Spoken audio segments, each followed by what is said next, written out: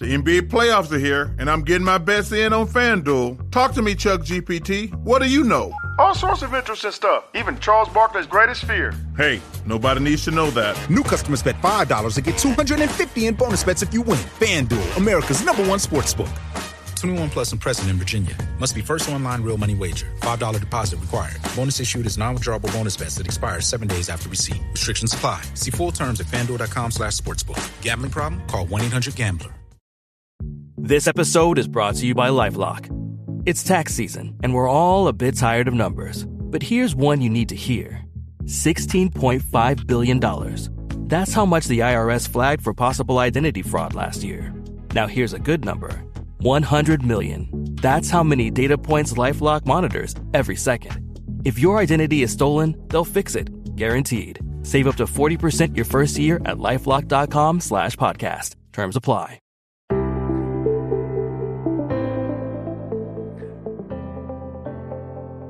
Hello and welcome to the Paddock and The Pavilion. I'm Stephen Wallis, and today I'm delighted to be joined by one of the brightest young talents in women's cricket, Sophia Smale. With the new county season fast approaching, Sophia talks about her exciting move from the west to the east as she joins Essex. We also reflect on her time with Western Storm, her franchise experience with the Oval Invincibles, and her ambitions for the future. This episode was recorded just before Sophia headed off on her pre-season tour to Abu Dhabi at the start of April. And it's a great insight into the journey of a young cricketer aiming for the top. Hello, Sophia. Thanks for joining me on the Paddock and the Pavilion. Thank you for having me. What have you been up to in the winter then? A lot of just technical work, to be honest. Was lucky enough to go for, I think it was about 2 weeks to South Africa with some of the seam bowlers in January, which was quite a nice little break, sort of straight after sort of Christmas time, when obviously from late October to December you're doing a lot of physical work, a lot of technical work. So it was nice to go out there and play a few games and see how that technical work has done, I guess. Going up against batters, like seeing if my bowling is up to standard, I guess. But yeah, that was really nice. And yeah, again, just broke up the winter really nicely. And then yeah, we've come back and it's been pretty full on with bat v ball sort of stuff. But yeah, a lot of just technical work, making sure that I'm trying to bowl and bat as best as I could for the team, I guess. But yeah, broken down my action a little bit with my bowling, and I guess with my batting, I'd say probably just more like mindset stuff, working on being braver and things like that, I guess. With your bowling, are you constantly looking at videos? It being, any bowler now, it's very technical, how you're bowling, if you're doing anything wrong, anything right, and things like that. I mean, I'm obviously very lucky to work with Andy Tennant, who's probably one of the best spin bowling coaches in the women's game. So I'm really lucky in that regard. And obviously having him as being a left arm spinner, it does really help because he understands everything about left arm spin. But yeah, he tends to watch me a lot and let me know his thoughts. But yeah, we do use video even in training now. So we'll look back at that all the time. So after every session, I'll look back and see what my speeds were, what my lines and lengths were, what's the deviation on the ball, things like that. So I find that really useful. But yeah, we've just done a lot of technical work on shape, like just really nailing shape on the ball, nailing positions at the crease, my run up, things like that. So yeah, as I said, it was quite nice going into South Africa in January just to see where I was at, and if it was at sort of, because when you change a few things, you think, oh, like will it be okay when you're bowling against batters? But it went really well out there, and yeah, and then I'm just taking it into bat v ball in the nets, and then hopefully into pre-season. Well, the best of luck with that. We are going to talk more about Essex, but one thing that must have happened in the winter was, Western Storm ended, and how then was the process of them becoming an Essex player? Yeah, so Um, it happened. I made my decision about Essex. I think it was about 3 or 4 days into the 100. So, yeah, mid-season. Actually strung out a little bit. I kind of wanted to get it done before the 100. Um, but it's just one of those things, like it takes time going back and forth with people, and it was a really tough decision. Um, I was sort of 50-50 every day. One day I want to stay, and then the next, I was thinking about this is a really good opportunity. So I think it was a big decision, just like leaving home and like moving away. I'd always lived at home, and I was well aware that it's 3.5 hours away by car on a good day. So, yeah, I think it was more that I saw the opportunities for my bowling. I felt like that was really going to benefit me in the long run in my career. And sometimes you have to look at the long run, I guess. And yeah, I think I wanted to stay at home, but I also was well aware that I can't do both. So yeah, I just made the decision. I was really, I guess it was a kind of a good thing that it did string into the 100. I guess I did speak through with a few people about it, and obviously it is a big decision. Like it's your career, isn't it? Um, but yeah, I was lucky. I'd spoke to a few people, and yeah, I just decided I was going to go for it, and yeah, I mean, we'll see if it pays off. But yeah, I feel like I feel really good, and I feel really happy that I made that decision. And I've really enjoyed actually moving away. It sounds bad, but I really enjoy the independence of it. So yeah, it's going really well. But yeah, it happened pretty. Yeah, as I said, a bit earlier than people think. It happened in the 100 time. Was when I actually made my decision. And were you doing all this yourself? Have you? I mean, do you have an agent, or were you doing all this yourself? I do have an agent, but he doesn't cover my domestic cricket, so that was down to me. So he does more franchise stuff. So no, this was all me. Yeah, it was crazy to be honest. I It was like fairly late on that Essex had contacted me. Like it wasn't like you'd already heard that other people were moving, and like I was well aware that I was just going to sign on with Somerset because I didn't have any other offers. And then I suddenly got this message. And it's just crazy. Like they just message you, and you have a chat, and then yeah, that was it. Did it myself. And it was pretty difficult. There was quite a few weeks of umming and ahhing and trying to think of the positives of each one, and sitting down with various people, family, friends, teammates, deciding what's best. But yeah, in the end, I've made a decision that I think's right for me. So yeah. Well, the best of luck with that. Everyone thinks it's glamorous to be, and I'm sure it is, to be play a sport that you love, but security of tenure in a job is not quite the same as someone who's working 9 to 5 in another job, is it? Yeah, I think it's more worrying of like you've got to get in a new side, like you've got to prove your worth. Obviously, Essex had just won, oh, well, sorry, Sunrise's event had just won the Rachel Hayhoe Flint, so they've got a very big core group of people. Obviously, I was well aware that Maddie was leaving at that point, so I did know that there was a bit of a gap for a spinner in that regard. But yeah, there's definitely that worry of like you don't want to spend years of your career not going anywhere, not being on the park, not playing. Like I've got big aspirations, and you don't want to almost feel like you're going backwards. And there's loads of different things that could happen by making a decision, and it could go wrong. But I guess that's sometimes the risk you've got to take, isn't it? And I felt like for me, it was more like the bowling side of thing. I felt like Andy was really going to be really good for me in my bowling. I felt like that was probably going to take me to the next level. It's going to be my bowling. So I felt like that's probably a big reason why I went. But yeah, it can go wrong quite quickly, I guess. Well, let's hope it doesn't. I'm sure it won't. Sure it won't. Let's go back to when you first got into cricket. I sort of looked on Crick Archive and you were playing for Wales at quite junior levels. But when did your cricket begin? Especially with your brother Um, as well. yeah, my first memory was down at Newport Cricket Club. I've always played there. It's where my brother played, and I was really lucky. It had a really good girls section. But yeah, my first memory was, I think I was about 5 or 6, just in like this little competition they used to have down there. I used to get points for hitting the stumps and things like that. Um, and yeah, I still keep that medal to this day.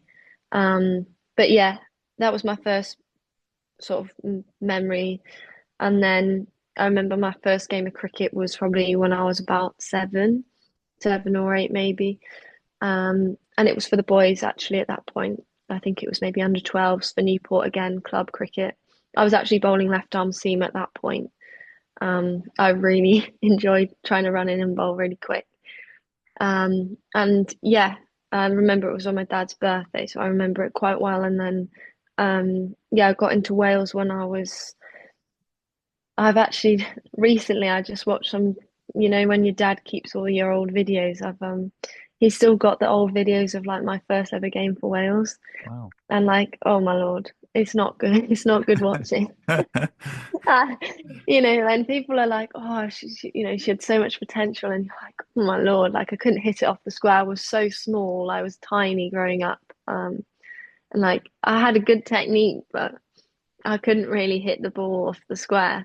And it's quite amusing to watch. My bowling, I when I was so when I got into Wales at I think it was about 9, I was bowling left arm spin at that point. So my grandpa was a big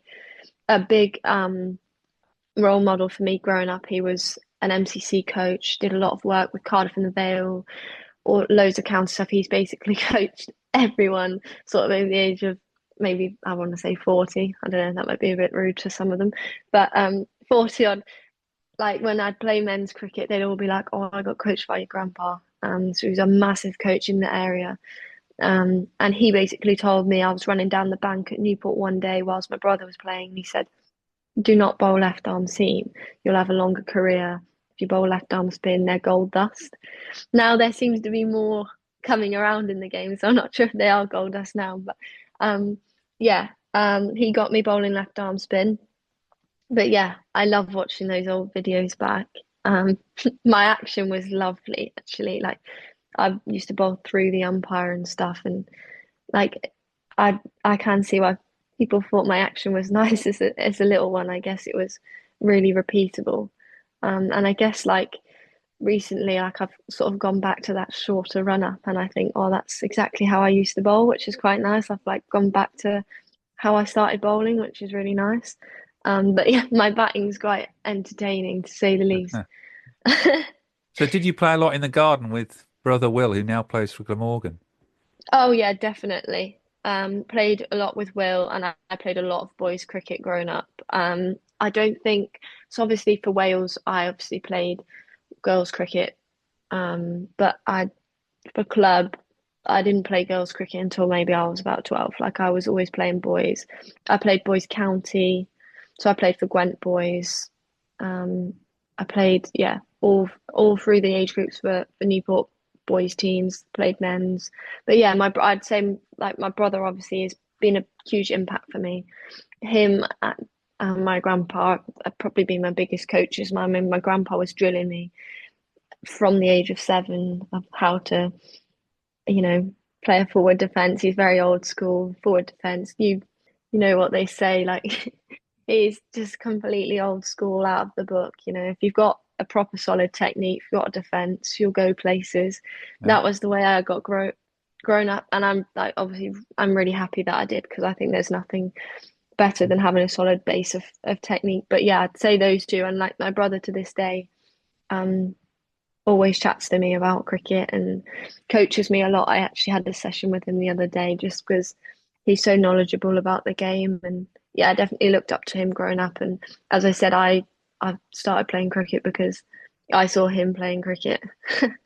Well, there's nothing wrong with the basics. I can promise you that. Yeah. So you're playing for Wales all the way through until you then were picked up by the Western Storm. Did playing for Wales make a real big difference in your career? Yeah, definitely. I guess that's probably like where I started realizing that Like I really enjoyed cricket, and it was my favorite sport, I guess. Yeah, playing girls cricket, I was really lucky enough to captain a lot during the age groups, and I absolutely loved playing like the county cups that it was back then with Wales, Gloucestershire, Somerset. I think we used to play Hampshire as well. It was great. I loved it. And as I said, I always felt like I was playing a little bit above my age group. So there wasn't many years I actually played my own age group. I tended to go, I would be 8, 9, 10 playing in under 12s and things like that. So I was always playing sort of above my age group. But I absolutely loved it. And I think it was just like the honour to play for Wales was great. Like I'm really proud to be Welsh. So yeah, absolutely loved that. And I guess it's almost like that's when sort of when I was 13, 14, things like the England spin group came along, and you know they they scouted through those county games of Wales v Gloucestershire and things like that, and also obviously through the RDC as it was back then. It wasn't Western Storm Academy, it was the Southwest RDC.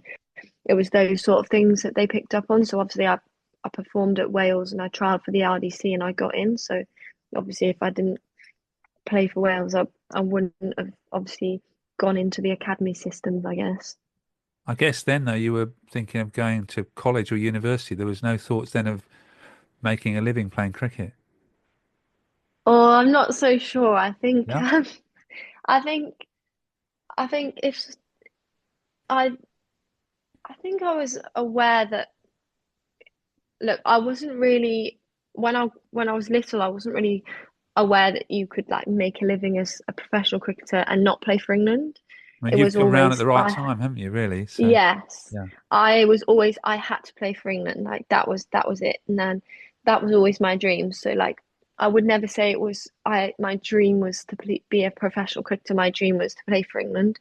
Um so I knew that like if I played for England then the chances are I wouldn't obviously have to go to university and things like that. I was obviously aware that that would maybe come along, but I think there was really no doubt in my mind as a young child that I was gonna have to go and do a job or university. It was all like cricket, cricket, cricket, and it was all I was ever on. Like my mind was so like I have to play for England, and yeah, I probably as I got to maybe, and then as I got to those sort of 15, 16, I then knew that like professional cricket was an option. So then I felt like, you know, obviously had in the back of my mind like I might have to go to university, but I was also well aware that I can earn a professional contract and not have to go. But yeah, as a little one, it was very much like I'll play for England and then I'll just play cricket for the rest of my life, rather than thinking about like university and jobs and all that. But as I said, like I have come around at a good time. You're listening to the Paddock and the Pavilion with Stephen Wallis. Don't forget you can subscribe to the show on Apple Podcasts, Amazon Music, Spotify, or on our YouTube channel. Plus, you can find all episodes online at www.stephenwallismedia.com.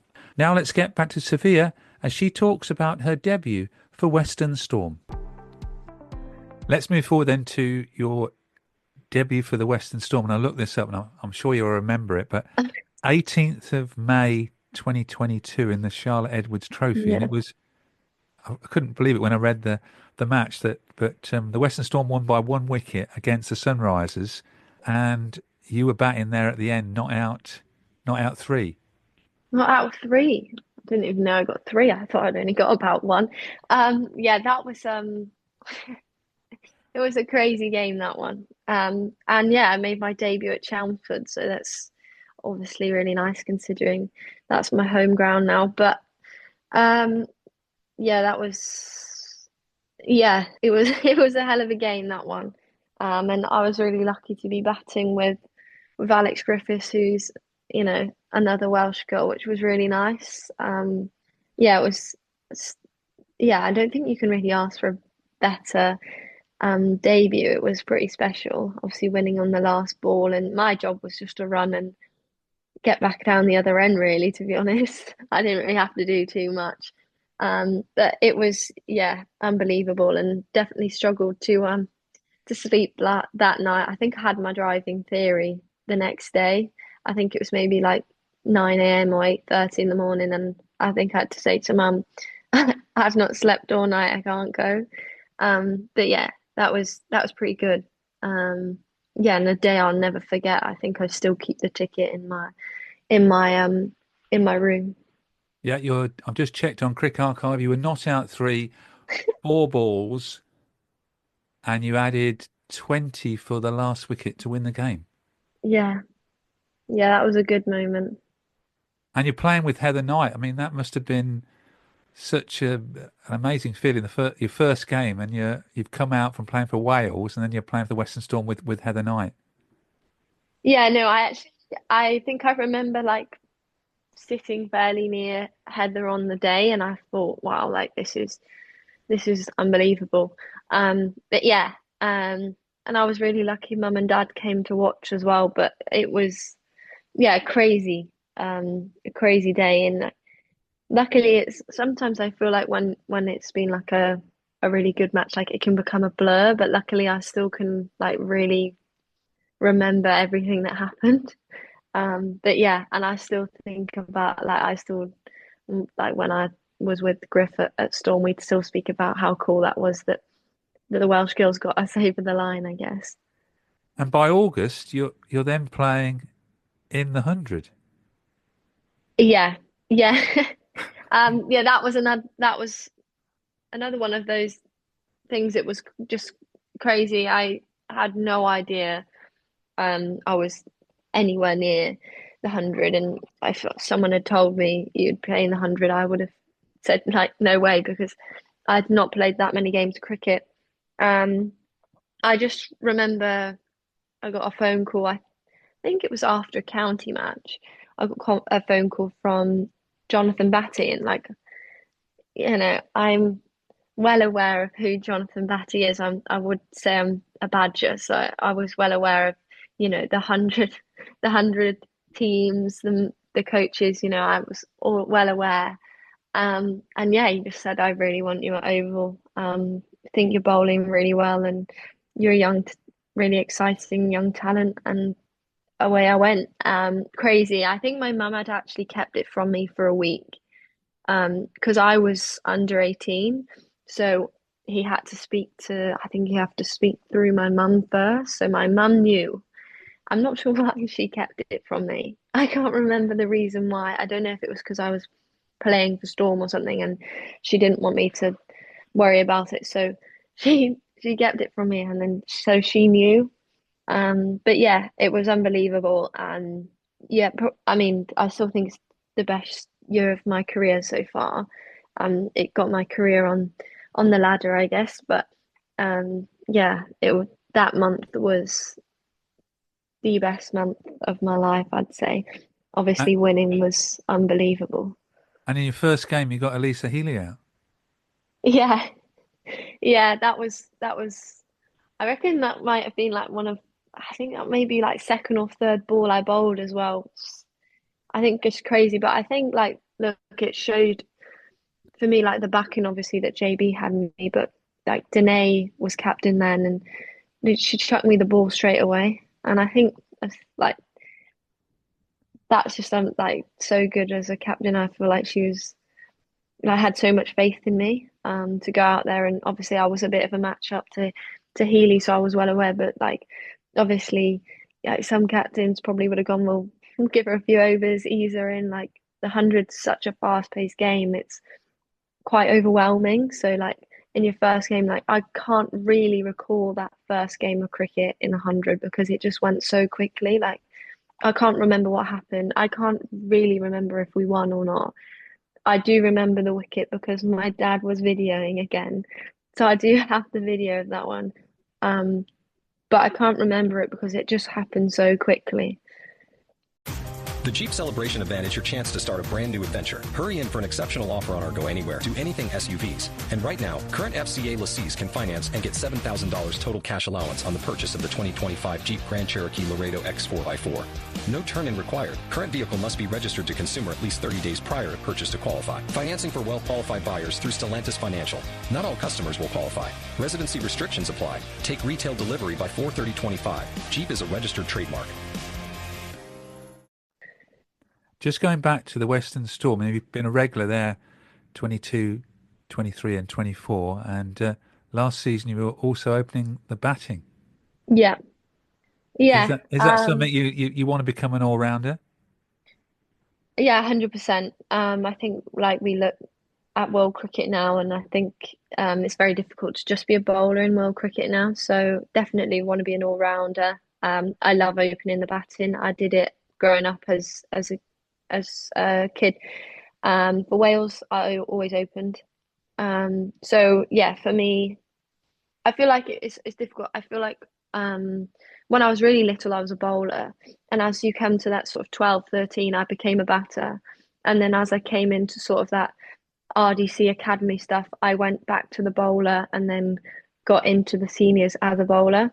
So I feel like I sort of became a bowler more than a few years ago. I was probably a batter. So I feel like it swings in roundabouts a bit.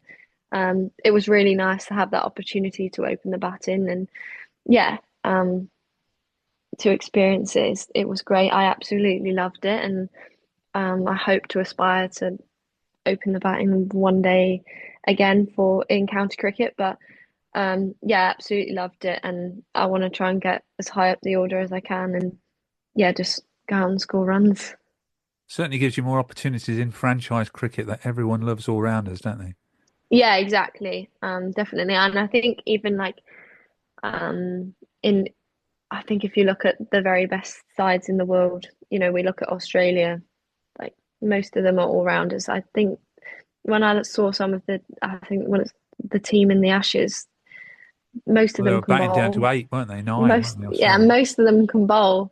I think it's only like Healy and maybe Mooney that can't bowl. Like they can all bowl, which is crazy, and I think like that's probably why they are the best in the world. Like they're so well rounded. So yeah, definitely want to keep pushing with my batting. Having played for Western Storm for 3 years, how sad were you that they came to an end? Um, yeah, I was obviously disappointed, but I was like well aware that it was going to happen. So like I was aware that eventually probably it was going to go to counties, and I felt like it should have gone to counties. I feel like yeah, I feel like it was ready for that. So it was disappointing. Obviously, they've had such a good franchise over the past few years, but I think it is really good to see it go to that one county. And it's just nice to have the symmetry, I guess, with the men's teams as well. But yeah, like it was disappointing, and I guess probably a little bit more so for people that had been in it a bit longer. I actually hadn't been in it as long as quite a few people. But yeah, like as I said, we had a really nice like send off dinner at the end of the season, which was really nice. You think it's the right move then to now have the counties and you're sort of together with the men as well, with the coaching, the setup, the grounds and everything else? Yeah, absolutely. Definitely. I think, especially for people like Sunrisers and Storm, we never had that one county really. Like we'd be at Glos, we'd be at Cardiff, and we'd be at Somerset. But actually, now that they've got that one base, I guess it's just good for the girls. It's a lot to travel and always be at different venues, and you don't really then get to understand the staff at those cricket clubs and all the men's players and things like that. So yeah, I do think it's a good step in the right direction, and I mean, gonna say well done to Essex, but Essex have got all of their women's games at Chelmsford as well, which is a huge win. I think a lot of counties are playing at out grounds, and that's something that's massive that Essex have been able to do that, and I think that just shows how much they're putting into the women's game. You've certainly got a lot of cricket with T20 and 50 over and a county cup competition. Yeah, definitely. Yeah, it's not. It's going to be a lot. Yeah, and I'm obviously hoping to get in every game, so it'll be a lot. And then obviously I've got the 100 as well, which I'll be hoping to get in every game as well. So it'll be a lot of cricket. There's quite a few games in pre-season as well, so it'll be full on. There'll be a lot of bowling, probably a lot of overs being bowled. But yeah, it's really exciting. You know some of the players that you're going to be playing with at Essex. Yes, I do. I've played with quite a few of them at Oval over the seasons. So like the likes of Eva Gray, Cordelia Griffith, Joe Gardner. Like I've played with all of those at Oval Invincibles now. And then I played with Grace Scrivens at Under 19 World Cup. And I played with Jodie Grucock in the England Under 19 series in Sri Lanka last year, and she actually became one of my closest friends. So that was really nice. And yeah, I've got to know the other girls really well. So yeah, I'm really enjoying getting to know the girls even more. But yeah, they've been really welcoming. Any idea who the strongest counties are going to be in 2025? I think definitely Essex. Um, yeah, I think Essex definitely. I think Surrey are always very competitive. I know they've just signed Grace Harris as well, which is a good signing in T20 cricket. Like she's an absolute powerhouse. So yeah, they've got some big batters there. So yeah, it'll be be interesting to see how they perform, especially in T20 cricket with Grace Harris there. But yeah, I do think Essex are really strong. And yeah, I think we're really well rounded. I think we've got lots of bases covered, so hopefully we do well. We win some trophies, which would be nice. And there should be some England players more playing in the county setup. Yeah, yeah, there should be obviously not at Essex, but yeah, that's always good. I guess it just betters everyone, not just the people they're playing with, but it betters the people they're playing against. Even though at times like you might get hit for runs by them, but I think it's only bettering you as a cricketer, isn't it? And I think that's the thing with the 100, like playing against those big names is only going to better you in the long run. And that's that exposure that you get from playing with those caliber of people. Yeah, perfect timing. I was going to ask you about the 100. How much is it transformed the women's game in this country? Oh, massively. I think, as I said, it's the exposure of playing at those big venues in front of big crowds, big pressure situations. But again, playing against and with some of the best players in the world, like you can't really replicate that. Like there's nothing better learning off those people. And even just like chatting to them, whether it's not about cricket or not, but like speaking to them and how they go about things, their mindset, it helps you so much. And seeing what the very best do is just as a youngster as well. Like obviously in my first year when I was really lucky, like playing with Shabnam Ismail, Danae and Cappy, Lauren Winfield Hill, people like that, like they've obviously dominated world cricket for however many years. Like that's only going to benefit you as a youngster, looking up to them, watching what they're doing, seeing how they go about their business. So it definitely has helped county cricket and domestic cricket. And I think people's skills have got a lot better because they have to be a lot better against those sort of people. Yeah, your margin for error when you bowl into world-class players is small, isn't it? Definitely. Yeah, and I think that's probably why I really, really like playing in the 100. You have to be really switched on. Like you cannot just bowl and bowl through the motions. You've got to be always thinking one step ahead. And I think it's transformed into the domestic cricket. I think probably a few years ago you could probably just like get away with just bowling. But now even in domestic cricket you have to be one step ahead. And I do think that is because people have got obviously have got better but I do think like the 100 has helped that a lot because when you're batting and bowling against the world's best, they they're thinking that one step ahead already. But yeah, definitely there's not much margin for error. Who has been the hardest batter to bowl to during your 3 years? It's a great question. Look, I think Danny White's definitely got a few runs off me. Um, in the 100. I mean, I haven't got her out, but she's definitely taken me for a few runs. But yeah, who else would I say is I think there's quite a few, to be honest. Deep D is quite difficult to bowl at. She hits very different areas of the ground, so you have to be really, really precise on like where you're bowling and your angles of fielders and things like that. Smriti's another one. Wolvart's hit me a few times down the ground. So yeah, definitely a few. But I would say, yeah, they're obviously world-class players, all of those that I've mentioned. Before the games, do you have quite in-depth talks about how you should or shouldn't bowl to certain batters? Those you've just mentioned. Definitely, definitely, yeah. Yeah, I'm a big analysis person. I have a book stored full of every field to every person basically. So I'm never like I don't like to be unprepared. So even if I mean now I've played a few times against Danny White and stuff in the 100, and even now every game I will still write out my fields. I'll look back at what I had last year and then I'll see, is that the same?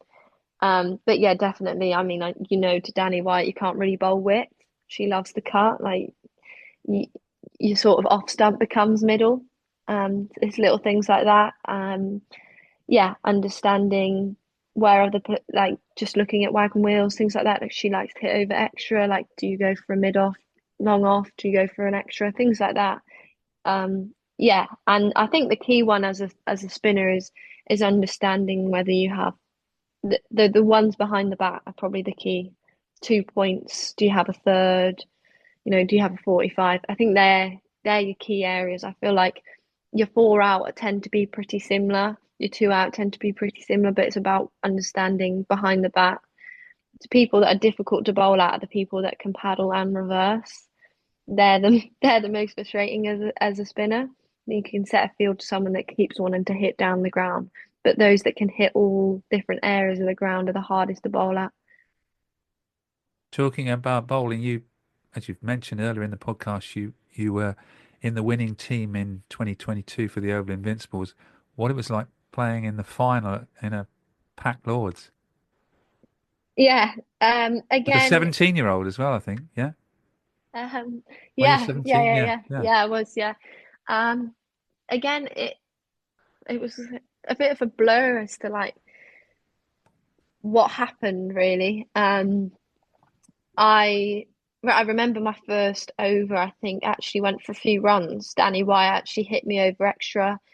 Yeah, and then I do remember getting Smriti out. Just I just remember she kind of just chipped it straight back at me, and then apart from that, I can't really recall anything that happened bar winning. I know Emily Windsor hit the last runs. I actually do remember the sort of the batting. I was obviously batting number 11, and I was sat up on the balcony next to Danae van Neerkoek, who's not a great watcher of cricket. And Marizanne Kapp was batting, and she was stressing. And I'm not a great watcher of cricket myself either. Of batting, I'm not bad when people are bowling, but batting, I get quite stressed, especially in the 100. I think because it's just so fast paced, anything can happen. And we were just sort of stressing and stressing, and then we became like 4 runs away, and we were like, I think we should go down, and we were like, should we walk? Should we not walk? But yeah, that I can't really remember too much of what happened. I can't remember my bowling, to be honest, bar the wicket and bar I remember Danny White hitting me over extra. Well, your figures: 20 balls, 6 dots, 25 runs and 1 wicket, and the Oval Invincibles won by 5 wickets with 6 balls to spare. That was it. I knew it was a little bit close, but yeah. Yeah, crazy. And as I said, like a bit of a blur, but yeah, the best day of my life. being at Lord's, winning the 100, there's no better feeling. I was really lucky that my grandpa was in the crowd. He doesn't go to many games, but he had the best seat in the house. And that was probably one of the proudest moments of my life was him being there. And the 100 2025, you're still playing for the Oval Invincibles, and you've got Meg Lanning playing with you this year. Well, I'm glad she's playing with me and not playing. I'm not playing against her. Put it that way. I You've was still got lucky Amanda enough. J. Wellington and Marizanne Kapp as well. Yeah, I was lucky enough not to bowl at her last year because Marizanne Kapp had got her out. I was a big match up to her, but she's another one a bit like Wyatt that you can't bowl with. You basically can't bowl off stump because she'll just cut you. So I was definitely thinking like she could carve me off the stumps a few times. So yeah, I'm probably more happy that she's on my team. But yeah, that is unbelievable. I mean, look, she's one of the best cricketers to ever play the game. So yeah, I'm definitely gonna hopefully learn a lot off her and learn a lot bowling at her, and yeah, hopefully she does really well for us. But yeah, as you said, I've still got Wello and Cappy to keep me company. Yeah, I'm sure Wello would definitely keep me company. Yeah, she sounds, But just watching the telly, she does, and watching games with her playing, Amanda Jane Wellington does seem like a lot of fun. she's a character, yeah. I was lucky, like she's such a lovely person, and I was really lucky to spend a whole season with her last year. And yeah, obviously not with her this year in county cricket, but I've still got her in the 100, so I'm sure she'll be a nuisance. Now, last year you lost in the eliminator, and you could have easily been in the final if you hadn't have had that tie against the London Spirit. When I don't still can't understand how you tied because you only needed 4 runs of about 8 balls, didn't you? Yeah, um, yeah, I was next in, so you can imagine how I was feeling. Not a great watcher of cricket, so I was stressing. But yeah, it was a disappointing loss. But I actually think, we could have won. We could have gone through if we'd won that. But actually, I think we should have won the eliminator as well, to be honest. Yeah, just a few bits of probably just not great cricket. And it costs you in the 100. Yeah, and I think actually we should have beaten Brave at the Oval. We should have won that one as well. Yeah, that came down to the last over. I mean, I bowled it and probably just we probably should have had White out a few times actually. But she went in until the end and she got them over the line. So I think look, I don't think it was just the spirit a spirit game that we tied that meant we didn't get in the final. I think we probably could have won the eliminator, and we definitely should have won against Brave, and I think that would have probably put us in a better position. And this year you're playing in the opening game against the defending champions, the London Spirit, on the 5th of August. You think you can win the trophy again this year? Yeah, definitely. I think we've got a really good side. I think we actually did really well in the draft. Yeah, I feel really good, and see we've got a really good core group of people that have been at Oval for a few years now. So I feel like we know the way we want to play our cricket. But yeah, can't wait to just go out and play at the Oval again. It's one of the best grounds in the world. So yeah, hopefully we can bring the trophy back. Obviously, we're the most successful team in the 100. So yeah. Yeah, the Oval on the TV always seems to. I've been to the Oval, but not for a 100 game. It always seems to be probably the best atmosphere of all the 100 grounds. Yeah, I mean, look, you can't really say it's your favorite ground in the world, can you? You're supposed to say Lords, but I think the atmosphere is better at the Oval. They're definitely better at the Oval, and I think for me, like I love playing at big venues with big crowds. So yeah, I obviously love the prestigiousness of playing at Lords, but yeah, I love the Oval. Such a good ground. Now, you said it earlier on the podcast, future ambitions, you want to play for England. You did play for England at under 19 level in the World Cup. Yes, I did. Yeah. Yeah, one step towards the dream, but yeah, that was amazing. obviously gutted that we didn't quite get over the line, but was an amazing, was it a month in the end? You did beat Australia, an amazing though. month. You did beat Australia. We did, yeah, and we probably didn't deserve that. Well, we did deserve to win it in the end, but we probably shouldn't have won it. I think they threw it away a bit. But yeah, I guess that's what pressure cricket does to you, doesn't it? But yeah, that was a great win, and a win that probably at the start, after our batting, you would have thought then they're not winning that. But I think we just put in a good fight with the ball, but obviously just couldn't quite get over the line against India, and I think just didn't get enough runs, if I can remember. But yeah, it was a great experience, and an experience I'll never forget. Obviously, playing in the first Under-19 World Cup as well. There's not that many people that have done that, so special. Definitely a good competition for, prospective England players of the future, though, because quite a few of the players that played in the England side that you played in are playing in the 100 and playing at county level, aren't they? Yeah, definitely. And I think that's the thing, isn't it?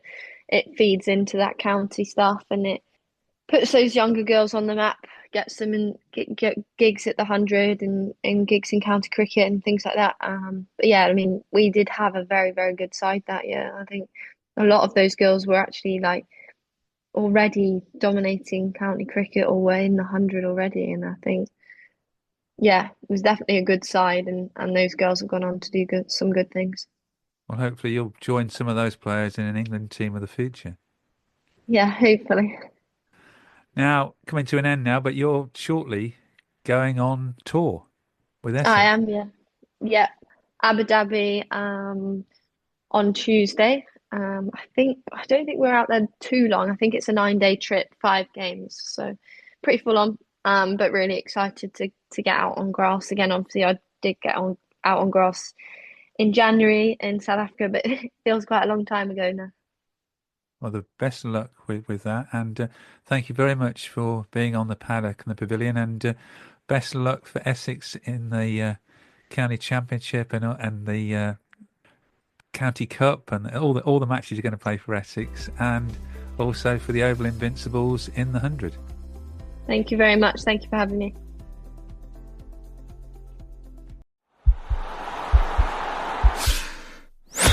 This podcast is part of the Sports Social Podcast Network.